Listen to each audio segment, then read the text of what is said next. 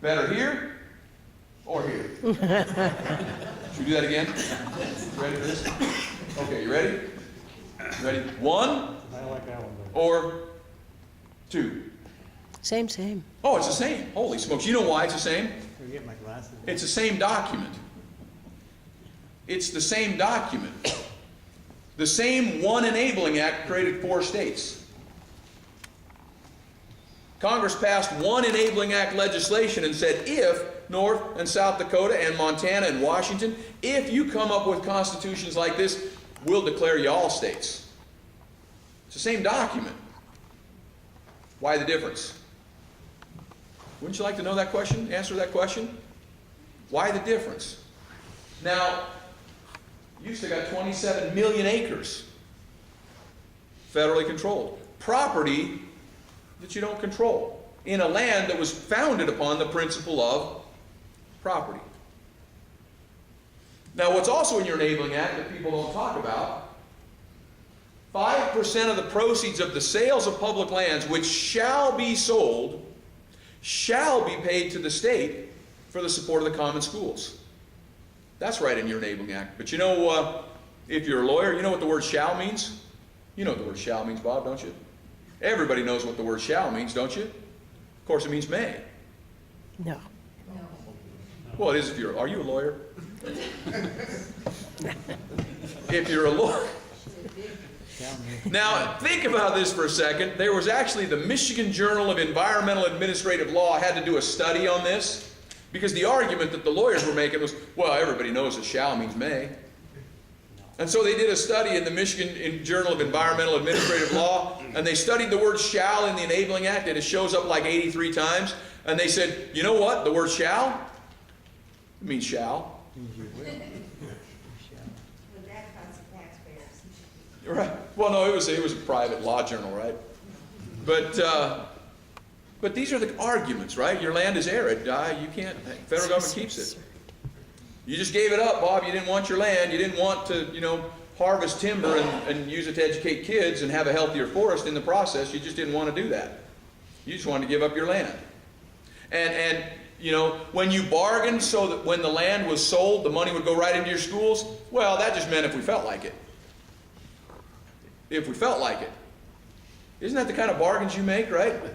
We're going to bargain to, if you wash my car, I'll give you $20 if I feel like it. You're good with that, right? We wouldn't have made that kind of deal. None of the other states made that deal. You didn't make that deal. But that's the argument that they say to keep the principle of property from being established in our states just like the others. So why did the federal government ever own title to the land anyway? That was the next question we asked, right? Why the difference? And when they said, arid, you gave it up, well, that didn't make any sense because the promises are the same.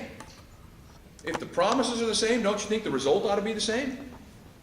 In a land that, declares that equal protection under the law and all that sort of thing, promises are the same, shouldn't the result be the same? Why does the federal government hold title to the land anyway? Well, that's a good question. You go back to 1763 to start looking at the answer in that. 1763, the king grants the colonial charters of the 13 colonies. Now, in the colonial charters to 7 of the colonies, he says you can have claims to these western lands. 6 of them, tough luck. No claims for you. Imagine you have 13 kids. Now, you have to be from Utah to imagine that, right? Imagine you have 13 kids, and to 7 of them you say, this big old part of my estate, 7 of you, you get it. 6 of you, tough luck. You're going to have all kinds of family harmony, right? As a lawyer, I've been in the middle of those. It's not pretty. Those western lands at that point went clear to the Pacific Ocean. They did. They're only looking at Mississippi at that point, though. So they said 7 of you have claims to the western lands. It was right in their colonial charters. Now we get to 1776. You know what happens, right? They had a king that was coming in saying, hey, those trees up there, they're mine. Don't even think about going in there. I'm going to use them for my ships. That harbor over there, that's mine. If you want to meet, you got to get my permission. And I want to know everything that you're doing, and I'm going to control your liberty and your property. And they weren't good with that. And they got together and they wrote a little piece of paper that said, inalienable rights of life, liberty, pursuit of happiness, which meant property, and that to secure these rights, governments are instituted among men. Did you catch that? To secure the rights of life, liberty, and property, governments are instituted among men. Governments, plural. National governments, state governments, county governments, city governments. To do what? Secure those rights. Yeah, fill the potholes, but the reason you exist is to secure those rights. Life, liberty, and property, right? And at the end of that piece of paper, they said, and for the support of this declaration, we mutually pledge, relying on the protection of divine providence, we mutually pledge our lives and our fortunes and our sacred honor. And then they went out and said, Robert Morris, why don't you go get funding for us to go take on the most powerful, well-equipped, well-funded, well-trained military in the world. You go down to the First National Bank and you get us a loan on that deal. Robert Morris, you see, put up the first $2 million for that revolution himself. He died penniless because he pledged his life and his fortune and his sacred honor. By 1780, they're out of money. They're broke. The British aren't broke. The British aren't done. They're still advancing. What do you do? How in the world did we ever become a nation? They tried to figure out, how do we solve this problem? And the 7 states said, hey, we know how to raise our share. We're going to go sell some of our claims to these western lands. You 6, good luck. And the 6 are left with the option of going out and raising taxes on the original Tea Party crowd. That was no picnic. And they said, wait a minute, time out. You're just going to sell claims to these western lands. We're putting our blood and treasure into this deal. You're going to be these big landed states. We've got to go try to tax these people that have already been given their last farthing, if you will. They're going to leave our states and go to yours, and we're going to be left with nothing. This doesn't work for us. They called it the great embarrassment in the documents of the day. In fact, they said it was the question of the time. How do they resolve this? Here's what they did.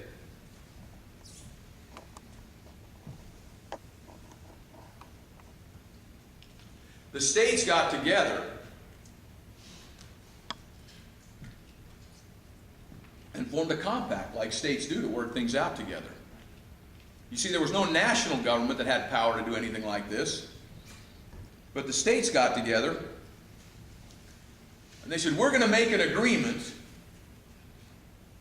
to hold these lands in trust. And we'll see that as we go forward.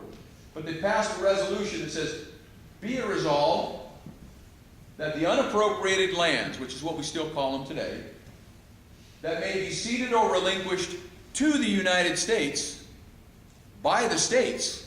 You see where the land started from? Ceded to the United States by the states shall be disposed of for the common benefit. That meant to pay the debt of the war, fund the war. And shall be formed into distinct republican states with the same rights of sovereignty, freedom, and independence as all the other states. And they shall be granted and settled at such times and under such regulations as may be agreed upon by Congress. Remember, we're in the middle of fighting a war against a land baron. Trees are mine, the harbor's mine, the property's mine. Do you think their first act is saying, I got a great idea. Let's go create our own land baron and let them hold all the property? No, that was not the point of what they started out. The point was life, liberty, and property to the individual, so we have choices, right? Dispose of the land to create new states, use the proceeds to pay the debt, no other use or purpose whatsoever. Based on that, New York ceded its lands. And they said in their deed of cession, only use this to create new states, only use it to pay the debt, no other use or purpose whatsoever. The other states did the same thing. Georgia and North Carolina, they didn't cede their lands until after the Constitution was ratified. After they won the war. They won the war. Without that agreement, our nation dies in its infancy. They've got no ability to have property as collateral so they can go to the French and the Dutch and have them help fund the war. They won the war. If it weren't for this, and all kinds of histories talk about, if it weren't for that agreement, that's where the public land question started. If it weren't for that agreement, we don't get past 1780. And we're still speaking with a funny accent and drinking tea with our pinky held up. Or I don't know what they do, something like that, right? That's what got us through. We won the war, and they say, okay, Thomas Jefferson, you draft the land ordinance, and here's what he says. Don't interfere with the primary disposal of the soil. Don't interfere with that trust agreement of 1780. Because Congress now, the Continental Congress acting for these states, has a duty to dispose of that land. Don't interfere with that. We solved that back then. Don't interfere with any of the ordinances or regulations to secure title in the soil of the bona fide purchasers, and the states will be on an equal footing with respect to their land and their formation. We're not going to go create territories. We're not going to create some subspecies of state. You create distinct Republican states with the same rights of sovereignty, freedom, and independence. 1787 says the same thing in the Northwest Ordinance to create the 5 states in Ohio and Michigan and whatnot. And then we get to the Constitution. Constitution dealing with the question of Western lands, Article 4, Section 3, Clause 2. That's the whole provision that deals with the Western lands. And look at what they say. Congress shall have the power to keep the land forever if it feels like it. No. Oh, it doesn't say that, does it? It's kind of like that deal that we said, right? You wash my car, I'll give you $20 if I feel like it. It doesn't say that, does it? Congress shall have the power to dispose of. Now, people will say, here's what they say. Well, it doesn't say they have to. No, you think of the trust agreement where they didn't think they had to say that. They didn't think that people would be so manipulative to think that they'd go and say, well, no, this deal was the only reason we ever became a state. Congress has the power to dispose of and make all needful rules and regulations. Remember what the rules and regulations were for? That land shall be granted and settled under regulations as Congress may agree to. The purpose was for granting and settling the lands, right? What they say now is that means we can do whatever we want. That means we have power to do whatever we want. I was actually in a meeting with Department of Justice lawyers speaking to our sheriffs, and they said that phrase right there means we can do whatever we want. Well, if we don't understand our rights and the founding documents of our nation, they will. But that's not what that means. And then this last provision says, and nothing in this Constitution shall be construed as to prejudice any claims of the United States or of the particular states. Remember where the claims came from in 1763? And remember in 1780 when the state said, we'll put our claims in this trust so that we can try to win the war? And the United States has claim on that land to pay the debt, and we have claims as states that you only use it to create states, distinct Republican states with the same rights of sovereignty, freedom, independence, and only use it to pay the debt? Remember those claims? That's what that means. They don't teach us that in law school. They don't teach us anything about that in law school. Now, are we sure that that's what it means? Well, here's what they told us in the constitutional debate. They said, James Wilson is signer of the Declaration of Independence, signer of the Constitution, and original member of the Supreme Court. He's a committee of one on that. Nobody else is like that. He's the only one. He says, there's nothing in the Constitution affecting one way or the other the claims of the U.S., because you see they already handled that by their own agreement. They said, it's best to just leave everything on that litigated subject in the status quo. He says, we already dealt with that over here. We don't need anything in the Constitution about it. Madison says, well, yeah, you may be right. Let's be silent on the whole subject. But if we do, we ought to declare that the claims of the particular states are also not affected. Because remember, we worked this deal out that the states had claims and the United States has claims so that we could get through that and fund the war. Mr. Carroll says, okay, how about this motion? Nothing in this Constitution shall be construed to alter the claims of the U.S. or the individual states to the Western Territory. You see, they'd already made their agreement. They didn't need the Constitution. That was an agreement among the states that was already in play. So Governor Morris, he's the one that was the committee of style. He's the one that put the words to things. He says, well, the legislature shall have the power to dispose of, make equal rules and regulations. Nothing is construed to prejudice the claims of the U.S. or the particular states. You now know more about Article 4, Section 3, Clause 2 than probably 99% of the lawyers you'll run across. It's important to know the authority, because the Constitution is where the authority comes from. If we don't understand what we delegated, because the ultimate sovereign is the people. If we don't understand what we delegated, we're going to keep getting for us like we have. We're going to keep getting, control over resources and property like we have. It's important to know where that authority comes from. Well, maybe let's keep checking this a little bit and see if we're right. Maybe we're still missing something. By 1830, the debt is completely paid off. Imagine that. It's the only time in our history there's no national debt. Andrew Jackson is the president, and Congress says, hey, we got a great idea. We know we have to dispose of the land. We know that's the great national public trust. We got to dispose of the land. But since the debt's paid off, because that was the purpose for holding on to the land, right? Create states, pay the debt. We'll dispose of the land, and then we'll just keep that money, and when the states do what we want, we'll give them some money. Does that sound familiar at all? Passes the House, it passes the Senate, it runs into Andrew Jackson. He says, wait a minute. He vetoes the bill. He says, you don't understand why the national government is holding that land. And he goes back to 1780, and he describes that whole trust relationship. And in about an 8-page summary, if you're interested in the history on this, it's on our website. There's a little handbook that we've got back there that's an outline of the stuff we're talking about tonight. It's in there as well. Part of what he says in that 8-page veto statement is this. It's the real interest of each and all of the states in the Union, and particularly the new states. Who's he talking about there? Us. No, he's not talking about us. He's talking about Illinois. He's talking about Missouri and Arkansas and Florida and Indiana and Alabama. Because they were 90% federally controlled for decades, right?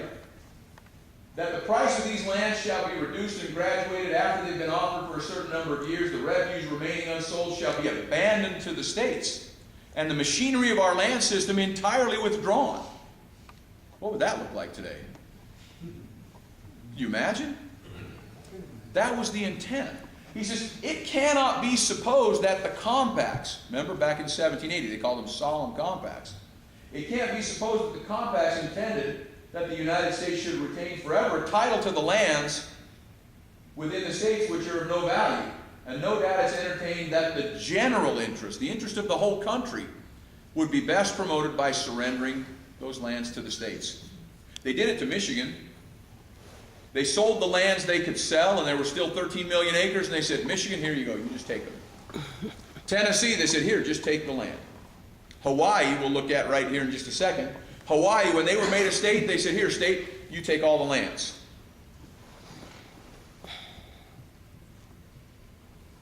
Congressional public lands reports, same thing. They said, if you're not going to dispose of the lands, we won't have the advantages of well-settled neighborhoods so essential to the education of our youth.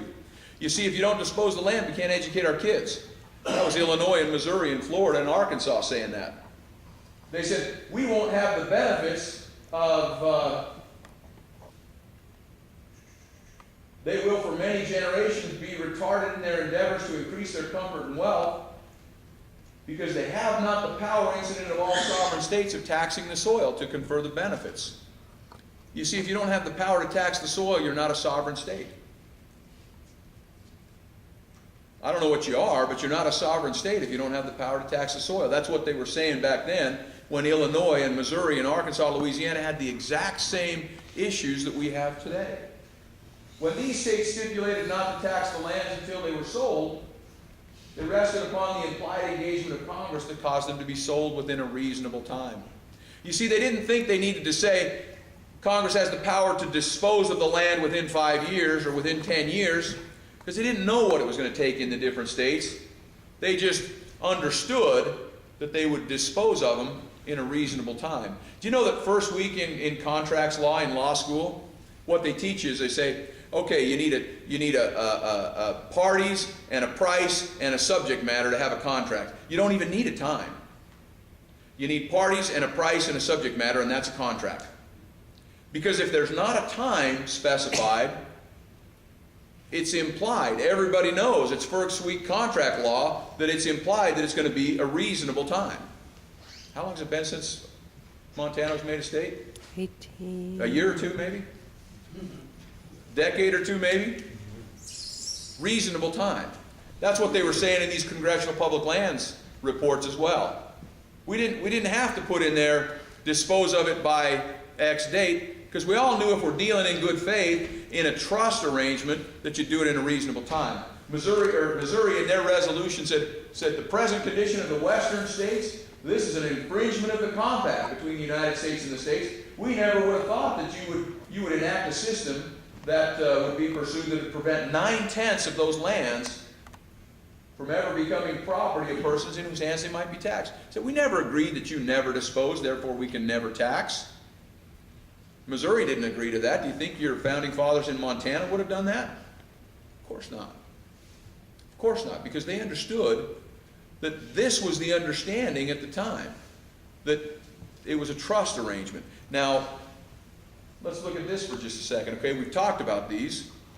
That red used to be all over there right in the middle of the United States. It was all red. It was like Nevada for decades. How did they get their land transferred? Is that a good question? If it's already been done before, maybe we ought to understand what they did. Well, we looked at that question too. Do you know it was one guy? It was one man. One man who refused to take no for an answer. One leader who stood up. One dad. One member of his community. His name was Thomas Hart Benton. He's a Democratic senator from Missouri. He says, my election to the Senate found me doing battle for an ameliorated system of disposing of the public lands. I resolved to move against that whole system. I ran a bill every year, but it was more so in the speeches that had more effect on the public mind. Because you see what happens in our system? We're a republic. You know how a republic works? You're the boss, and you hire people to go work for you. So when the people understand and have the knowledge, and then they instill courage in those that they hire to represent them, things change. When the people don't have the knowledge, we get the kind of conditions we're dealing with now. Hitler actually said, how fortunate for rulers that men don't think.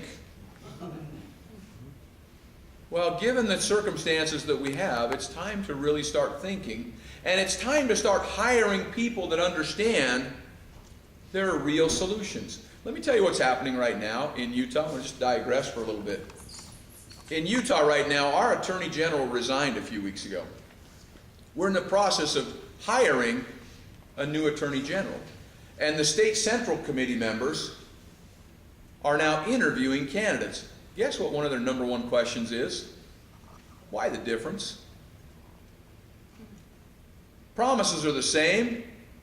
And Illinois and Missouri and Arkansas and Florida, they were 90% federally controlled for decades, and they got their land. Why not us? And what are you going to do about it? Because we can't educate our kids because we're $2.6 billion below average in per pupil funding. And we got 45% of our total revenue coming from the federal government, and the money's already getting cut back. What are you going to do about it, Mr. Prospective Attorney General? And guess what? They're starting to study. I'm getting calls all the time. Hey, would you help me know about this land stuff? What do I need to know? And they're going to the website and they're getting information and they're reading these documents because the people in a republic who are the boss are demanding to hire leaders who understand that the status quo isn't going to work. That's how a republic works. In this case, one man, and because he was in a position to be able to teach, he ran a bill and taught in Congress, but he went out and got the people in a republic in his own state and in other states to have the knowledge, and then guess what they did? They went out and demanded to hire the people that knew how to come with a big idea that Senator Fielder was talking to us about, and that they had the courage to work for a big idea. Because remember, in perilous times, there's powerful political possibility. And you need people with vision, because where there is no vision, the people perish, right? and the lands perish, and the animals perish, and the watershed perishes, where there is no vision. And think of how hard this is. Think of how radical this is. Hey, Congress, we're going to start hiring people that have the knowledge and the courage, because we just want you to keep the same promise with our state. Word for word, the same promise with our state that you kept with North Dakota. Is that pretty radical?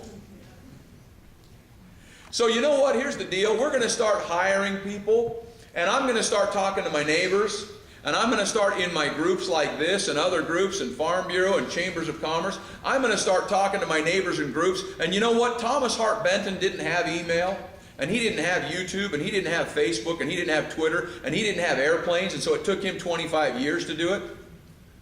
But we've got the ability to communicate that he didn't have. And so I'm gonna learn these facts, and you know what? I'm gonna share them with other people. And when we go out to hire the representatives to represent us, we're gonna hire representatives because that's what a republic is. When we hire our representatives, we're gonna have job interview questions for them, and we're gonna hold that map up and say, why the difference? Because there's $150 trillion in mineral value locked up in those lands. Why the difference? Because there's more recoverable oil than the rest of the world combined locked up in those lands. Why the difference? Because we're burning down 4.3 million acres just in Montana and burning up millions of animals and destroying the watershed for generation and wildlife, and access is being shut off. Why the difference? Because we need to hire somebody that has the courage to move forward on a big idea. You think they're going to start studying? Yeah. Either that or they don't get the job. Now, we got nobody to blame but ourselves. And yeah, it's a big idea. But where else are you going to go? We can stick our head in the sand and just push this off to our kids and say, good luck. We're just going to keep printing money until it ends. We'll keep eating the seed corn, and good luck to you. Or we can do big things.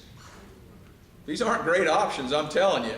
But our system, because you're the boss and it's your job to hire the people that have the knowledge and the courage, is not a spectator sport. We've treated it like it is for the last 4 or 5 decades, and look where it's gotten us. This is not a spectator sport. Look at what else Thomas Hart Benton had to say. He says, these new states of the West. I always love it when they say that thing. Who's he talking about there? Illinois and Florida and Indiana and Louisiana. New states of the West, they were sufferers by this land policy because Congress was less heedful of their wants and wishes. How heedful is Congress of Montana's wants and wishes, of Thompson Falls' wants and wishes? How heedful are they when 532 out of the 535 members of Congress don't live in Montana? And they're regulating your forest. And they're deciding policy for your rivers and for your streams and for your businesses and for your land. How heedful are they of your wants and wishes? They were like a stepmother, the federal government was, because they became the monopolizer of the vacant lands of the West. Who are they talking about? Alabama and Mississippi and Arkansas. And like all monopolies, it resulted in hardship to those upon whom it acted. Few or none of our public men raised their voice against this hard policy before I came into the national councils. My voice was soon raised there against it. It's certain a great amelioration has taken place in our federal land policy, and that the sentiment of Congress, but look at this, and that of the public generally have become much more liberal in land alienations. You see what he's saying? I came in, started running this bill, started talking about it. Nobody else was talking about it. I ran the bill in Congress, but you know what? I didn't stop there. I went out to the public all around the West, Indiana and Missouri and Florida, and I started talking to the public because you know what?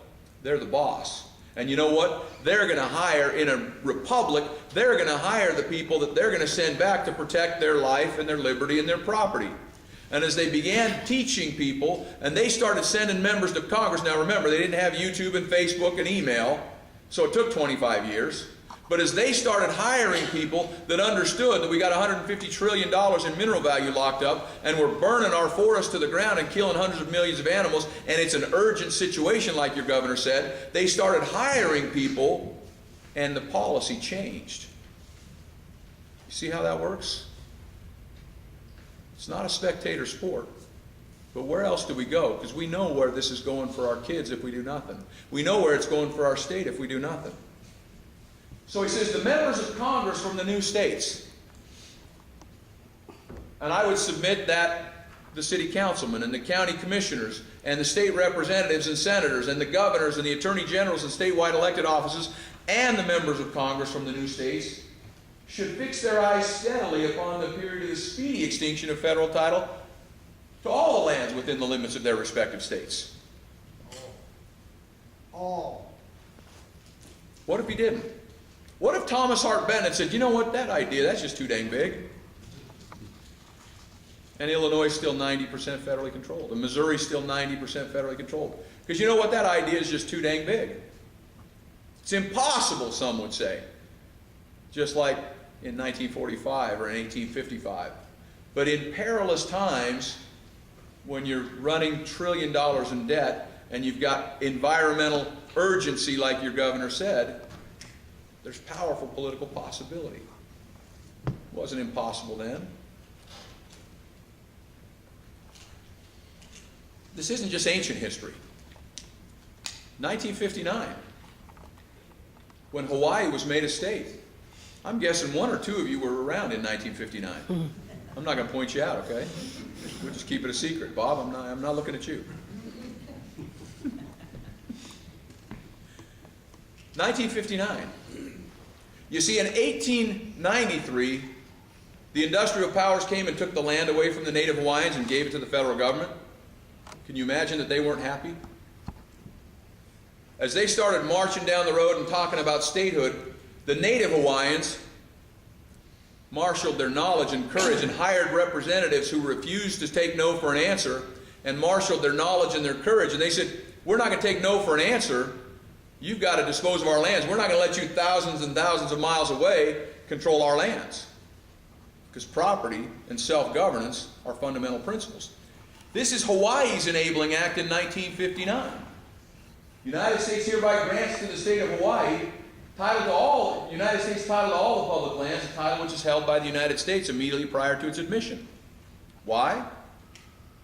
Because they refused to take no for an answer.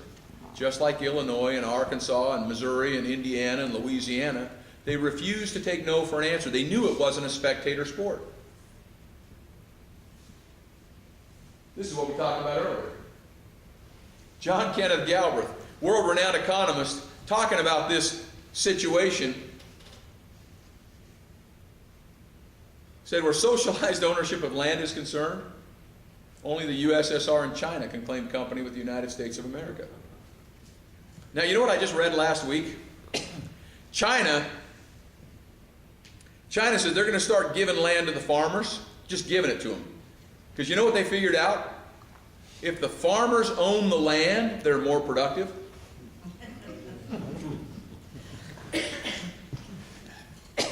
You know what we forgot? If the farmers own the land, they're more productive. If people who are locally, whose lives and livelihoods depend upon the land, control the land, they're more productive. And in the United States of America, our central government is actually acquiring more land that it can't maintain now. It's happening right now.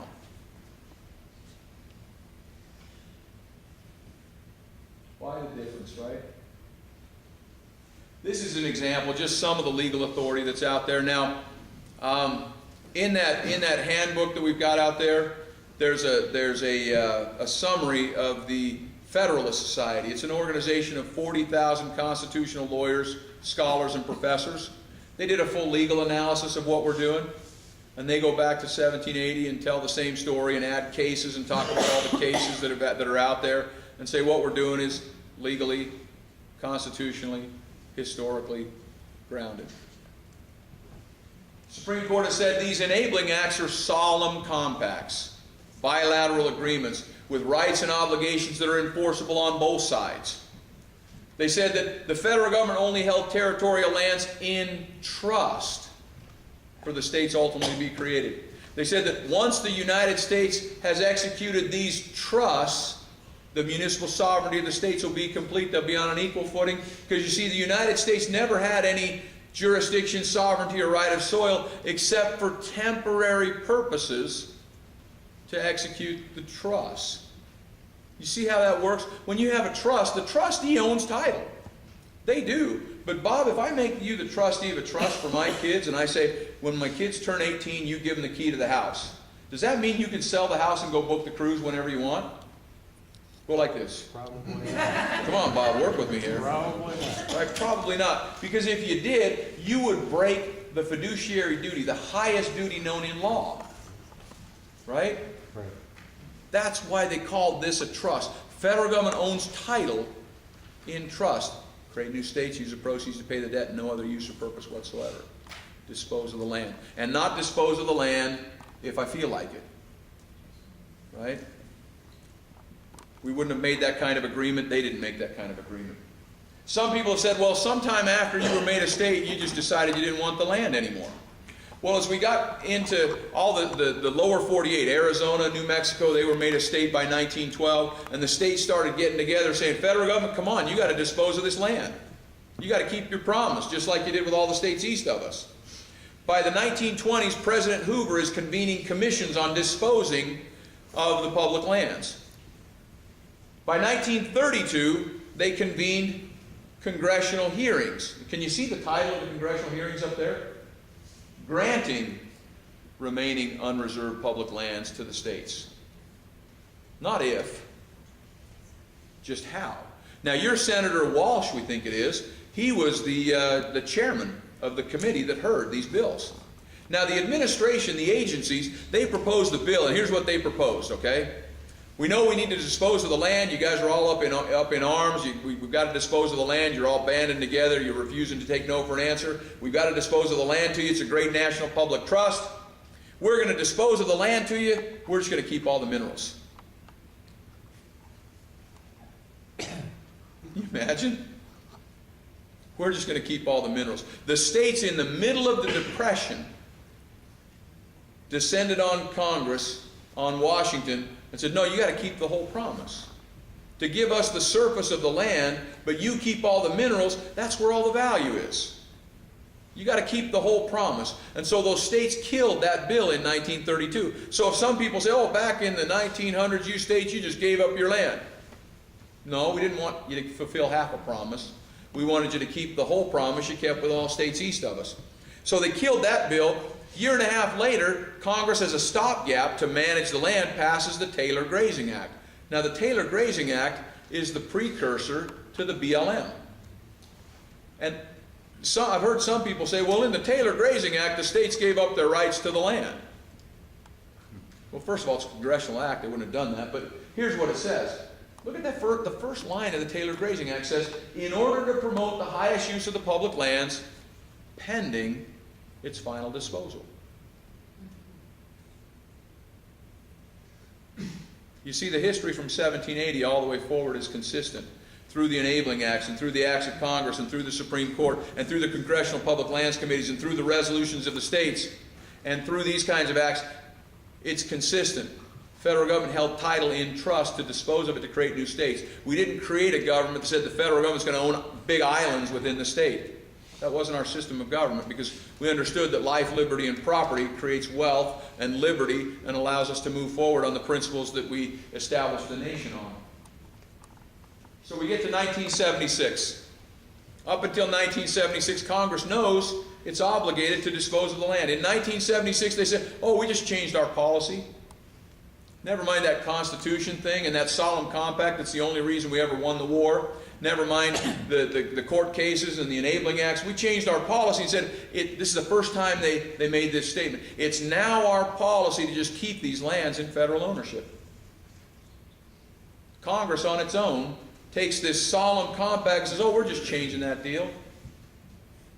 Now, in doing that, they said, okay, we know that if we disposed of the land, you'd be able to tax the land, you'd be able to govern yourself, you'd be able to take care of your own kids and your own community and your own public safety, you could govern yourself.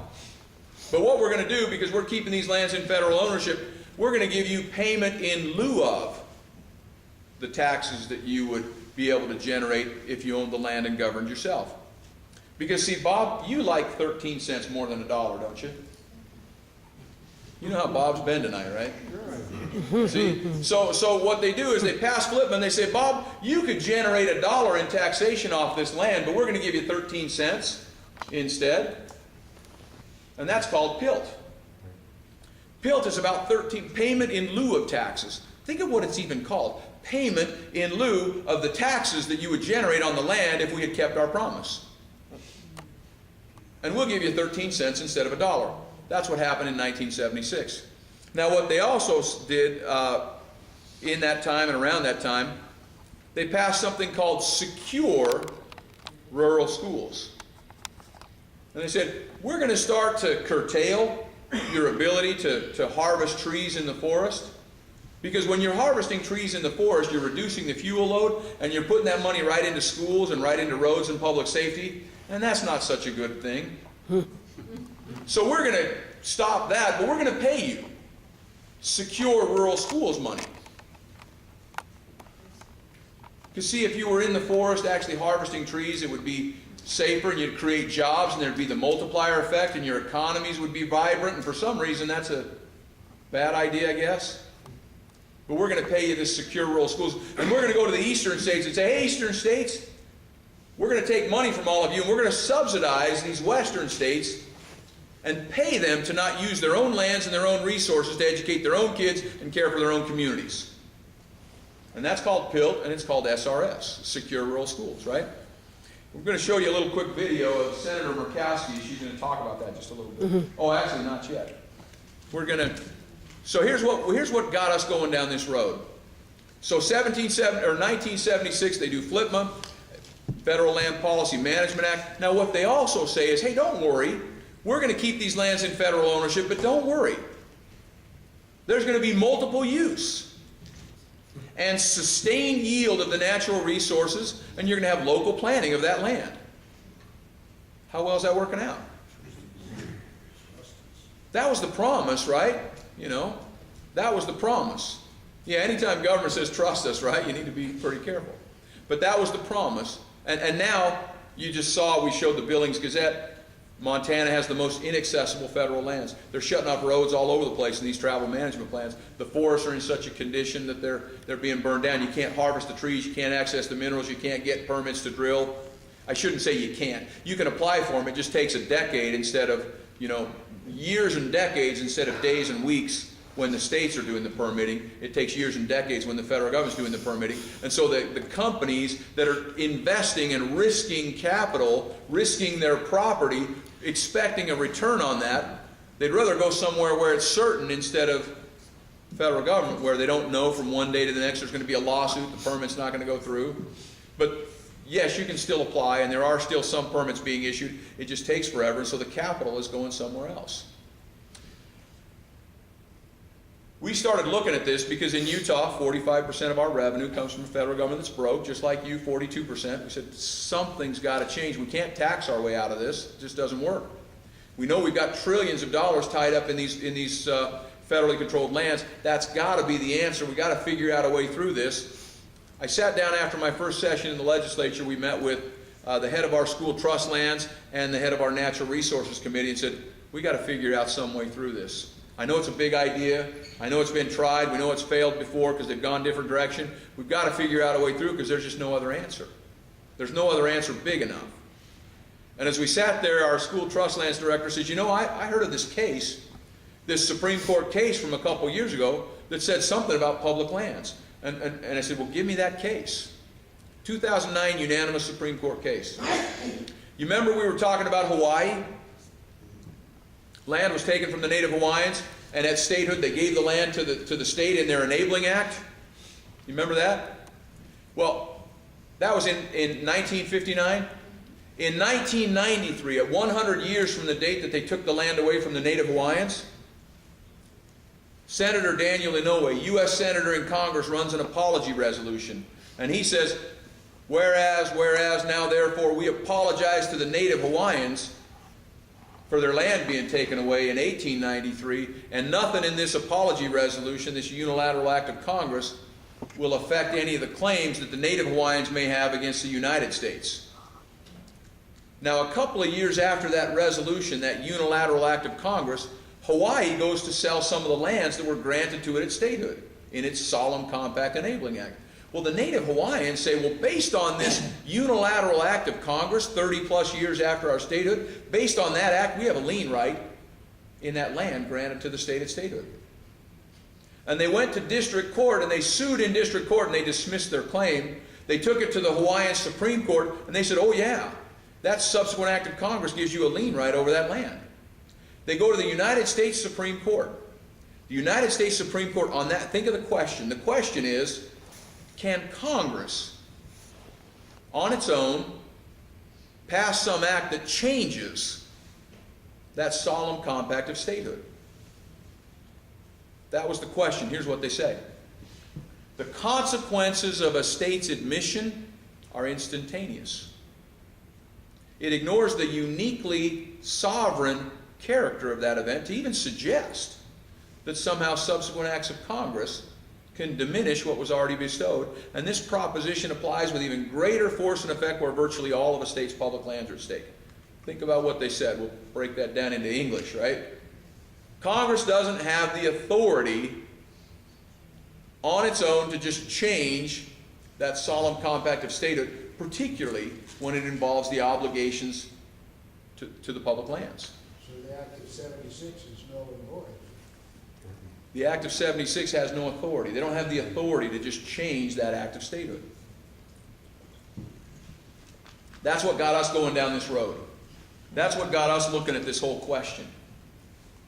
Was that case, and we started moving down the road on this bill. So we passed a bill, House Bill 148, calls for setting up a process to work with our federal governing partner on an orderly transfer of our public lands. Again, remember how radical this is, okay? Remember how extreme this is? We would like you, our federal governing partner, to just keep the same promise to us so we can educate our kids and govern ourselves and have economic self-reliance. We just like you to keep the same promise with us that you kept with all states east of Montana. You see how crazy that is? Right? You saw the promises, they're the same. It's already been done. So now in order to work on this, we set a date. Because you know, if you're trying to work on a negotiation, you don't have a deadline you're working toward, then delay just becomes a tactic. So we set a date of December 31st of 2014 for our federal governing partner to work with us on an orderly transfer. We haven't heard a lot from them yet, and so now we're going to work on what do we do if they don't, and there's a lot of different options. We'll talk about some of them. But in the bill, we said, look, national park, well, let me back up. In the bill, we said that federal public lands become state public lands. Let me repeat that a couple times. Federal public lands become state public lands. You with me here? Federal public lands become state public lands. Because what will you hear out there? What you'll hear out there is they want to sell off all the land to the highest bidder. You won't be able to access your land. The only people that are saying that are the people that want to continue to increase federal control over the land.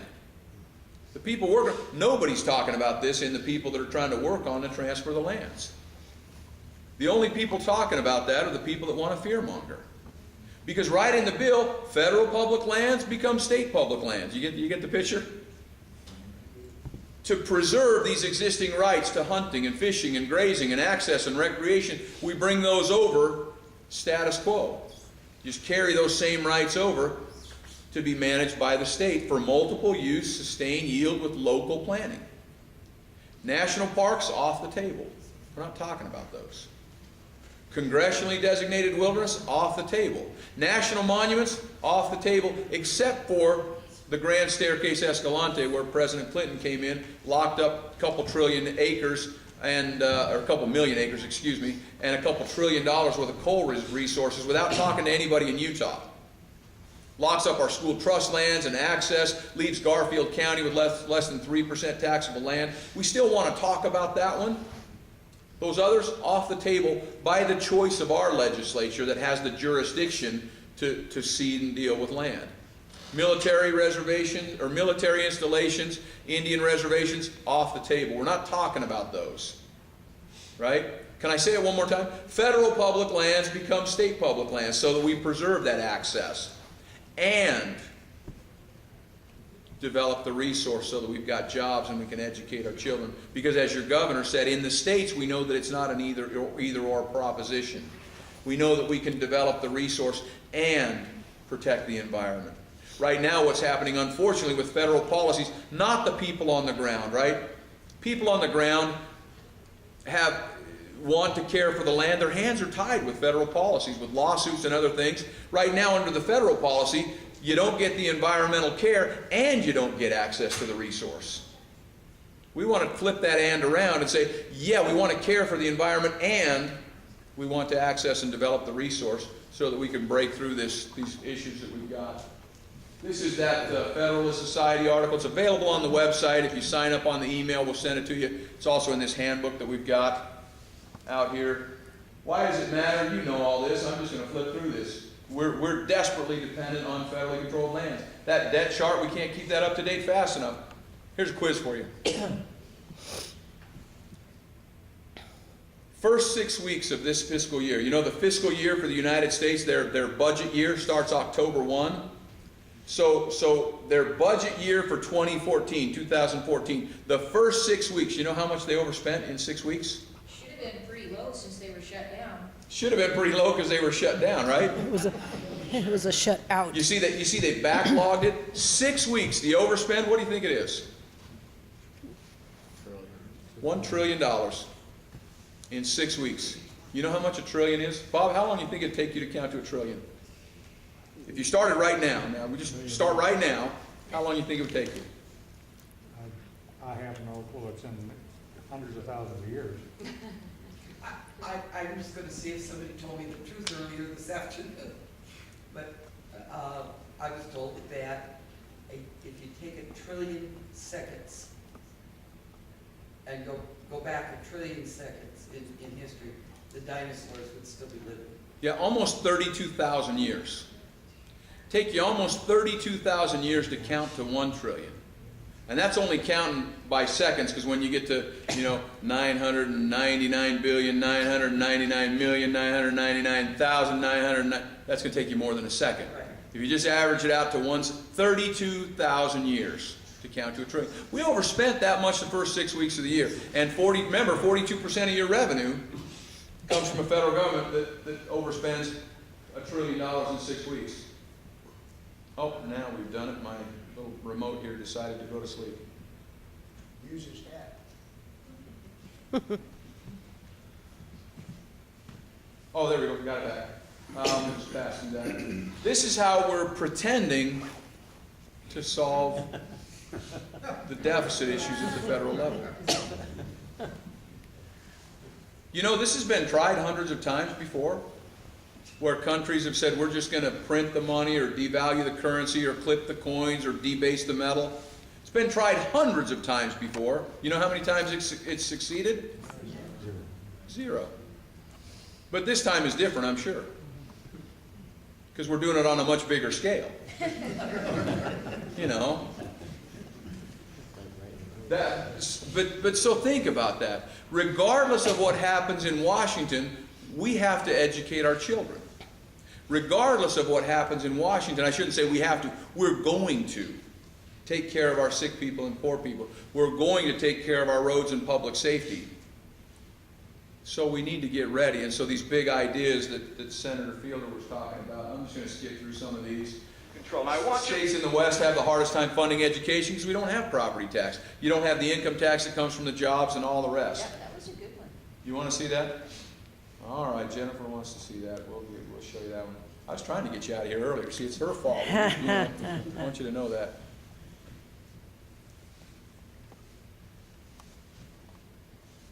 Control. Now, I want you to look carefully at this map. See where the red is, and then I also want you to look at this particular map.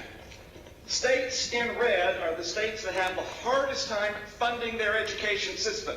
That is the slowest growth in education. I hope you realize there is a similarity between the two particular maps, because the bottom line is individuals in the West pay more in state and federal taxes than in the East. There are more kids in the West. We have larger class sizes in the West. Our education system has a harder time to fund itself in the West because this map prohibits us from developing our property taxes, developing our energy royalties, developing high-paying jobs with income taxes, so kids are hurt in the West. I'm sorry, this map and this situation means that kids are underfunded. Can I get 2 seconds. Gentleman's recognized for 30 Kids seconds. in the West, their education is underfunded, their teachers' salaries are depressed, and my retirement is threatened because of this particular situation. When he says his retirement, he's a retired Utah history teacher, high school history teacher. And no, I mean now think about this here. The top map here, that's wildfires more than 250 acres. And the bottom map. I'm sure that's just a coincidence, right?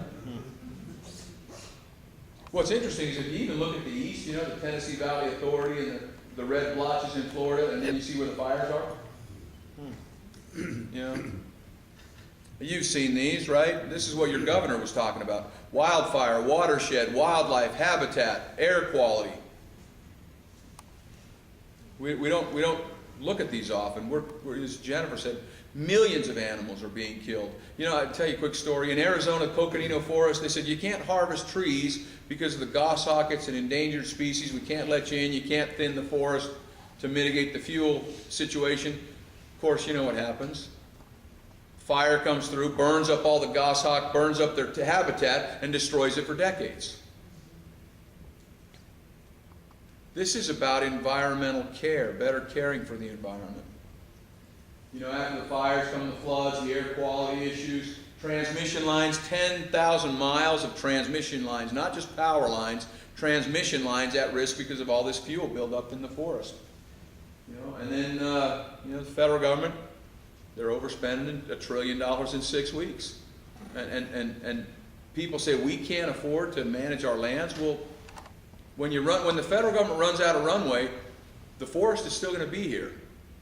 When they economically run out of steam and they can't print money anymore because the foreign countries say we're not going to take that anymore. You heard what China is saying, right? Did you hear a couple weeks ago? They said we got to de-Americanize and we got to go away from the dollar as a reserve currency. They're talking about that openly now, and the other countries in the G20 are going, oh yeah, we think that's a good idea. What happens when we can't just print money and the rest of the world takes it? And the federal government doesn't have any money, but you still have the fuel load sitting right here. You're going to have to figure out how to take care of it anyway. How much better if we control the property? This came out last year. The FBI and the Department of Homeland Security issued criminal activity alerts to all the state foresters. Now this is coming from the FBI, and they've intercepted information that Al-Qaeda, in their Inspire magazine, because Bob, if you had a terrorist magazine, you'd call it Inspire, wouldn't you? I thought so, because you know how Bob's been tonight, right? In their Inspire magazine, they encourage the use of wildfire as a form of jihad. Because for a few $100s, they can do billions of dollars worth of damage for decades. That's out there right now. That's the map that they publish. Let me back up here just a second.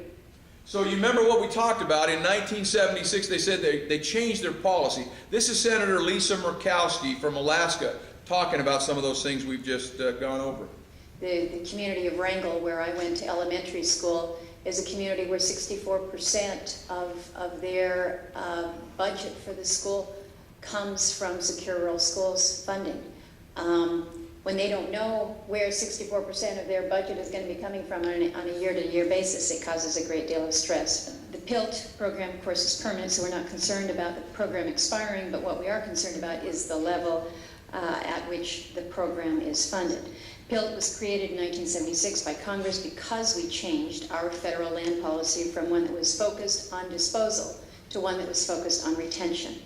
These payments are literally payments in lieu of taxes to compensate our local governments for the loss in tax revenue caused by this change in policy. Secure Rural Schools, unlike PILT, was largely a replacement program for the receipt sharing programs, whether it's the Forest Service payments to states and the Bureau of Management that Oregon and California have for their payments. These payments made under these programs were historically from receipts generated by timber sales for roads and school purposes. But I think we recognize that they were never intended to be a permanent entitlement program, but more specifically a temporary short-term bridge to allow the communities to transition to the new economic reality that was forced upon them by environmental policies that were designed to halt timber harvesting. But if you're a community like Ketchikan, where I was born down in southeast Alaska, Ketchikan, their private taxable lands within the Ketchikan Gateway Borough are 0.3%. 0.3%. So if you have no other place to go, if 96.5% of the land in your borough is held by the federal government, the state has 1.3%, the local government has 0.3%, there is 0.3% that is taxable land. So when you say you've got this federal policy that says you can't harvest within the Tongass because we're just saying you can't harvest in the Tongass, and you have no place to go for your tax base, and you say, well, this is just going to be a temporary program for you until you can transition. The question is, what do you transition to? But I think we all know, I mean, we're having budget conversations this week. It's on everybody's mind. Federal government's broke here.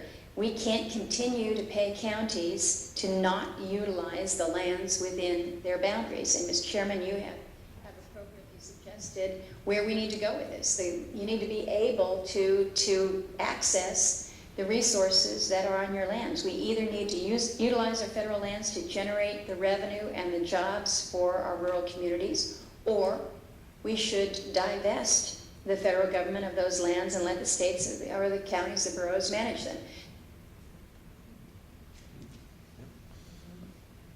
I agree. Right? We either need to open them up or we need to divest those lands and let the states and the counties manage them. Because as your governor said, even in Montana, where you've got different sides of the aisle and different opinions, they worked and worked, but they knew that we needed to make sure the forests don't burn down, and we don't kill the animals, and we don't destroy the watershed. And so both sides came together, but Washington was broken. And then you see what you said? You know, when I was driving in here, I saw a tree or two. But what they said is, we're going to take this policy and say you can't harvest the trees because you're just going to come up with this new economic reality. How's that working out for you? And remember, we're going to pay you to not harvest the trees. And Bob, we're going to pay you 13 cents on the dollar to not govern yourself and control your own land. How's that working out for you? Not well. Because now they said, we can't afford to pay you to not use your lands and resources. Did you happen to catch the title of the hearing? It said, Hearing on Keeping the Commitment to Rural Communities. Well, remember the commitment that started back in 1780 that was in the Constitution and the court cases and the presidents and the Congresses and the Enabling Act? Well, just keep that same promise. How's it going to happen? See, they understand that the only solution big enough is to open up the lands and divest them. Where's the courage going to come from? Who's the boss and who's the employee? Right? The courage is going to come from here. The knowledge and the courage have to come from here. Now, as soon as we start hiring people that understand that the promise is the same, it's already been done before, and it's the only solution big enough, and when we go out to hire them, we ask them those questions and get them to commit specifically to do everything in their power to keep that same promise, then things will start changing. Now let me ask you, I'm assuming that you all maybe have a friend or two that aren't here tonight. Now I'm assuming that maybe some of you even know friends that don't live in this county. And I'm assuming maybe some of you are involved in some organizations and maybe even know some people in other states. Imagine if they started conducting job interviews like that. And imagine if you had 10 or 20 senators that said, you know what, we're not going to let any money go out for teapot museums or studying the flow rate of ketchup until we have meaningful discussions on really keeping the commitment to rural communities and honoring the same promise to the states, because you know what? That's going to benefit the whole nation. See, it's not that hard. It's like Ronald Reagan said, there are no easy answers, but there are simple ones.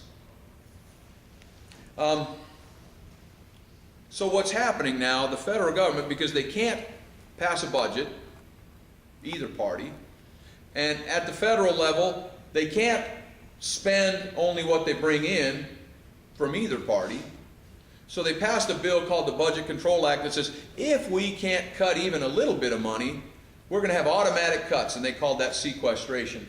Well, that's cutting Title I money to the disadvantaged kids in school, because when they do it, they just take this big meat cleaver and say, we're just going to chop stuff and cut, because that's what happens when you get broke. You just start cutting stuff indiscriminately everywhere. You know what else is getting cut? You remember that 13 cents on the dollar that you got as your concession to not tax your land? Because if you taxed your own land, controlled your own land, and governed yourselves for some reason, that's a bad thing. So we're going to give you 13 cents on the dollar. Guess what's getting cut, Bob? My 13 Your cents. 13 cents. You betcha. That's getting cut right now under the guise of the federal government cutting its expense. And what we promise you to pay you to not use your own land, that's getting cut right now. Now that's secure rural schools where we say, you know, we're going to curtail your ability to use that forest resource, because you know, if you harvested trees, you'd have a healthier forest, and you'd have jobs, and you'd have that multiplier effect of the economy in your community, and for some reason that's a bad thing. So we're going to pay you to not use that. You remember that? Not only are they cutting that, SRS, Secure Rural Schools, they're reaching back in time and saying you got to pay back what you've already spent. Exposed. Right now. That's happening this year, because desperate debtors do desperate deeds. When people are in debt and they got nowhere else to go, they do desperate things. That's just human nature. It's government nature. That's what's already happening. We'll just pop through a few of these. And this is what political management of public lands looks like. Month before last, Utah tourism is an $8 billion a year industry. $8 billion. We had this vibrant resource industry in southern Utah, and that was shut down. So now we've developed this vibrant tourism industry. And from one day to the next, because there's squabbles in Washington, where out of the 535 members of Congress, and there's 529 of them that aren't even from Utah, they said, you know what, we're going to shut down all the national parks, and you families that's your whole livelihood, you're just out on the street. And you communities that only have 3% taxable land anyway, good luck. That's the kind of stuff that's happening right now when you don't control your own property. Because if I control my own property, I'm going to take care of it. But when 529 people that aren't even from Utah, or 532 people that aren't even from Montana are controlling the land, when they have a fight, you get caught in the aftermath. My slogan is, tourism is a poverty industry. Well, I mean, it's a big industry, but it's not like resource and other jobs. I mean, you're typically, you've got your minimum wage jobs and their seasonal jobs and that sort of thing. Exactly right. This is happening this year. This was in the British papers. China is now going to South American countries and compelling them to transfer hundreds of thousands of acres of land and all the resources to satisfy debt payments to China. Isn't it a good thing we don't owe China any money? This is happening right now. China is out aggressively accumulating resources all over the world, and we owe China $1.3 trillion. I want to make sure, that's all. Yeah, just $1.3 trillion. I want to make sure that we have secured our rights as beneficiaries in that trust before the trustee gets any ideas and thinks they can go sell the land and book the cruise. Because under a trust agreement, they don't have the rights to do that. But if we're not asserting our rights, who knows what's going to happen? I don't want to find out. This is what I was telling you earlier. This came out earlier this year, Institute for Energy Research. $150 trillion in mineral value locked up in the federally controlled lands. 9 times our national debt locked up right there. Government Accountability Office, that's the chief auditor of the United States, testifying to Congress last year, said there's more recoverable oil just in Utah, Colorado, Wyoming than the rest of the world combined. There are solutions big enough. And there is the possibility, like your governor was saying, that we can have better environmental quality. I mean, I think no management may almost be better than the management we got right now.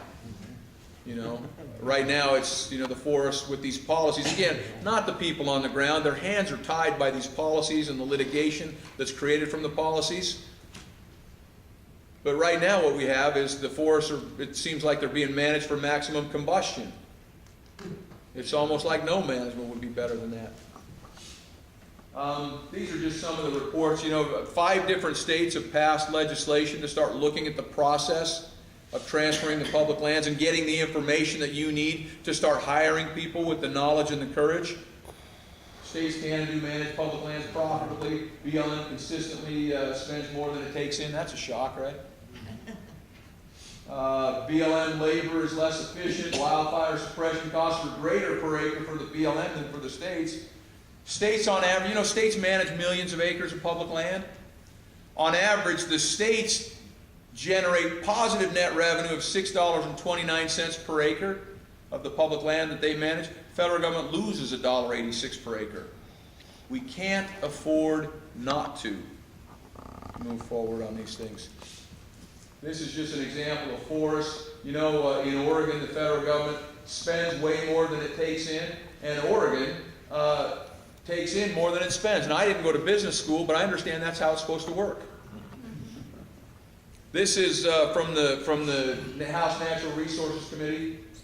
Washington, get this, Washington is only, the state of Washington, is only 1,283 times more efficient at generating revenue per acre than the United States Forest Service. State of Idaho is only 917 times more efficient at generating revenue per acre than the U.S. Forest Service.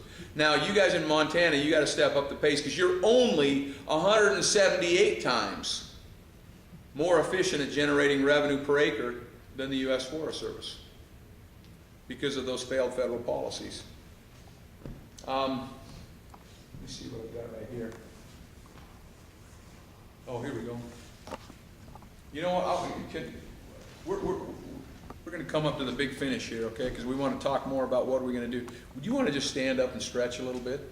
Kind of just get your energy going and, you know, do the hokey pokey or, you know, do some yoga in place. We're going to do and to print prosperity.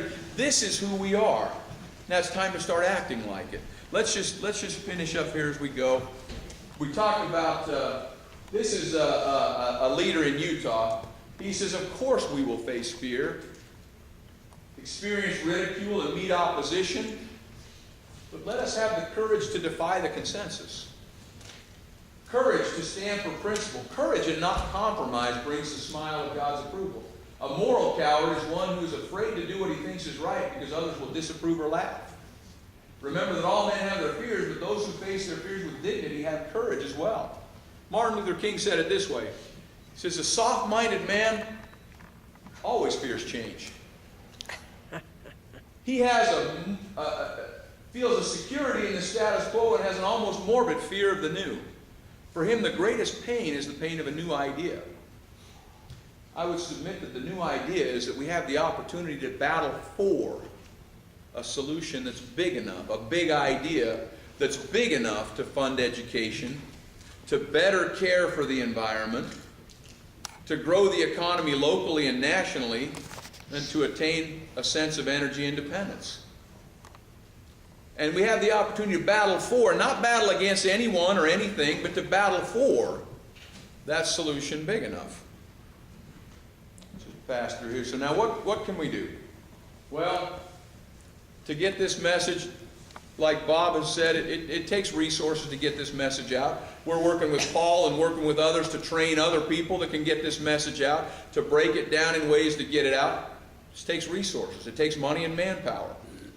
And so whatever you have the ability to do, if you've got the ability to tell other people, and as we start building the website and to continue to work with Jennifer and support her as she does the hard things and stands up for you, whatever you can do. And as we start moving forward, we're going to redevelop the website. You'll have opportunities there.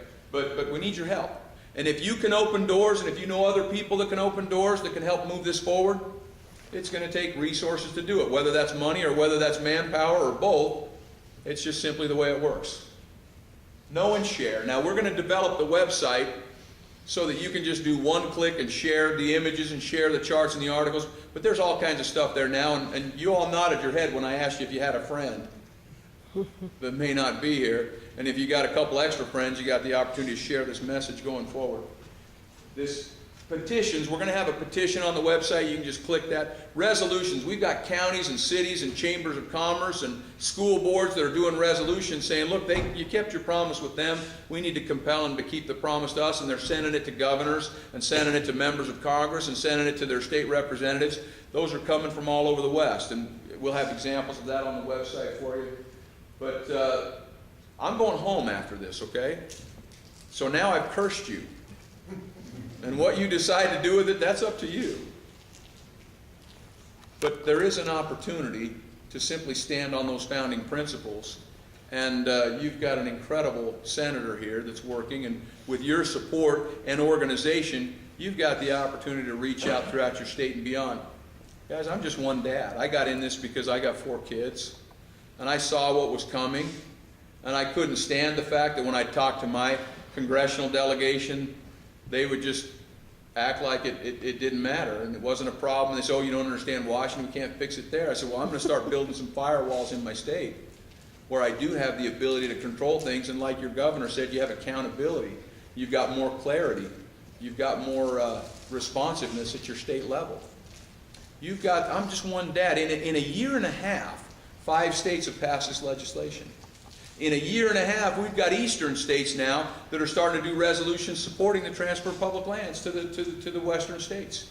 We've got organizations around the nation starting to talk about this. There's still a lot of work to do in terms of getting that message out. Because before we move forward, we've got to have that knowledge, because we can't go into the courts or into Congress without having that knowledge in there, and that's just our job. So remember that job interview?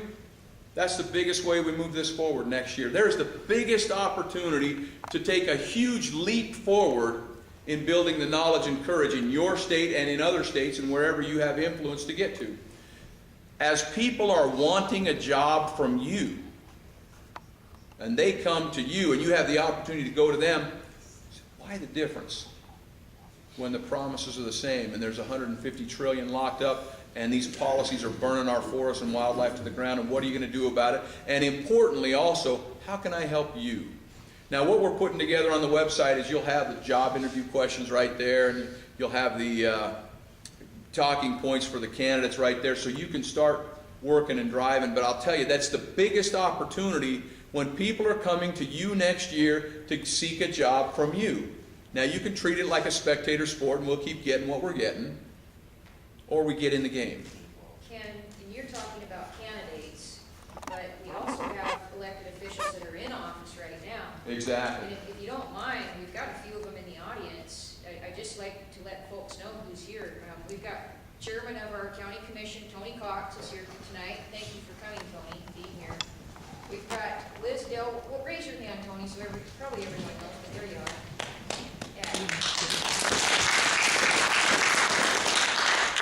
Next to him, we have Sheriff Tom Rummel, elected official. Thank you for being here, Tom. Liz Delwo in the black coat here. Raise your hand high, Liz. Liz Delwo is a representative. She's an aide for Congressman Steve Daines. He sent her here tonight. Thank you for being here. We've got our former state senator, Senator Greg Hinkle. Raise your hand. Thank you. We've also got a man who's running for office. Bob Brown is running for the seat being vacated by Pat Ingraham to serve in the legislature. Bob, raise your hand. So, find them and ask them the questions. Where are they at on this? You know, tonight, maybe the first time they saw it, give them a little time to think about it, but we need to have these conversations, not only with the people that are candidates, but the people that are in office right now and have the ability to do something and move this idea forward, or at least have the discussion. There are those that do not want anyone talking about it. There was a group of kind of pro-wilderness environmental extremists down in the Bitterroot Valley that actually tried to force the Ravalli County Commissioners earlier this week to sign a resolution saying they would not even allow Ken to come and talk to them. He was scheduled to talk to them yesterday, and he did. They didn't go for that resolution, but people don't even want us to hear about it. So there's gonna be those that attack us and don't want us to speak about it, don't want us to talk about it, but I think it's too important not to talk about. We have to have a fact-based conversation, we have to ask the questions, and we have to find out where our elected officials and our candidates stand on the issue. It's a very important issue that affects everything about the way we like to live our life and our health, our safety for our communities, our economy, our wildlife, our environment, our water, our air, everything. I mean, this is why natural resources is my top issue that I'm working on, because I know it affects every aspect of our lives that we enjoy here. I want to get us to be able to continue enjoying these lives. Let's just close. I just give you one last thought to close with on that, because that's just what Senator Fielder said is right, is spot on. And you, those of you that are here, thank you. And those of you that are in office and stepping up for office, let me share this thought with you. Ronald Reagan in 1987 made a statement. This is the height of the Cold War. Nuclear proliferation, bombs on both sides. You know, the red phones, right? Remember how tense that was? At that time, he made this statement, and I believe it is more appropriate for today than it was for them. And those of us that are stepping up, and those of us that are the bosses that are putting people in office to represent us, please think about this. He says, this is a wonderful time to be alive. We're lucky not to live in pale and timid times. We've been blessed with the opportunity to stand for something, for liberty and freedom and fairness, and I would say property. And these are things worth fighting for, worth devoting our lives to. So let us go forth with good cheer and stout hearts, happy warriors, out to seize back a country and a world of freedom. Thank you so much for being here. The information's on the website. You can see the videos like this, and it's broken down into little bites. You can share it. There's all kinds of information there, but I'm so honored that you would have me here to be with you. And like I said, I'm going home now, and now you're cursed, and what you do with it, that's up to you. But I'm honored you would have me here tonight. Thank you very much. Thank you.